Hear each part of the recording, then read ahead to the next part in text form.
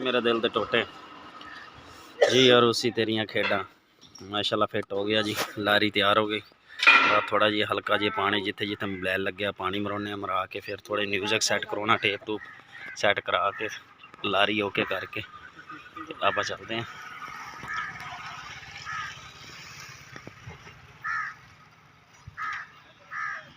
शाम दी बेलिया कतली आखी भाई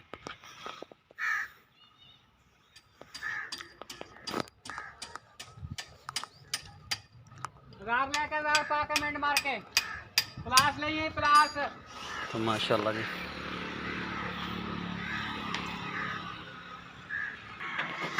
इधर 640 पहुंचा खड़ा जी।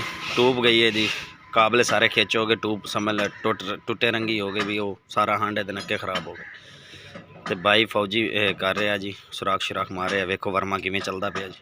चेक कर गल कर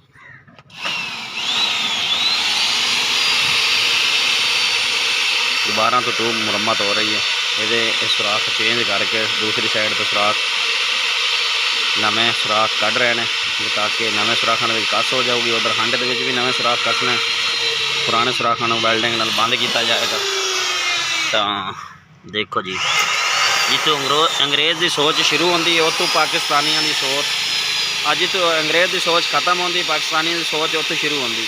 तो फौजी साहब और जदीद दौर जदीद सिस्टम जदीद आदे तजर्बे नाल इसकी सैटिंग कर रहे हैं।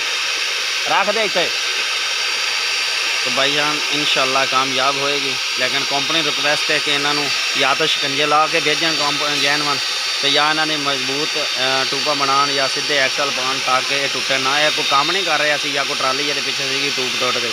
ये लेज़र तो चल रहा सी कटाई के जो आया उदो ट्रैक्टर ने जोर लाया तो टूब टुट गई टूब साइड पर डिग पे। तो भाईजान ये जिंदगी मौत का सवाल है। ड्राइवर जोड़ा वो जिंदगी बड़ी कीमती है। कंपनी ने लाखों रुपये ले लेने 40-40 लाख रुपये ट्रैक्टर का लै रहा तो टूपा बिल्कुल कमज़ोर पा रहा। लिहाजा मेहरबानी करके टूपा चंगियां पाइया जावन ताकि बंदे की जिंदगी बहुत कीमती बड़ी प्यारी कीमती जिंदगी है बंदे।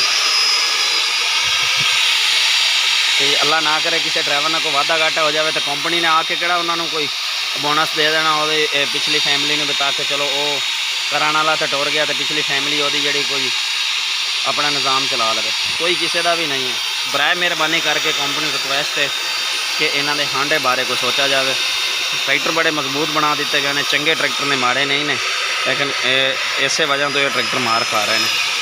ये पुराना ट्रैक्टर हालांकि यदि टूपा तो ट्रकड़ियाँ कमज़ोर नहीं होनी चाहिए चंगा मटीरियल लगना चाहिए।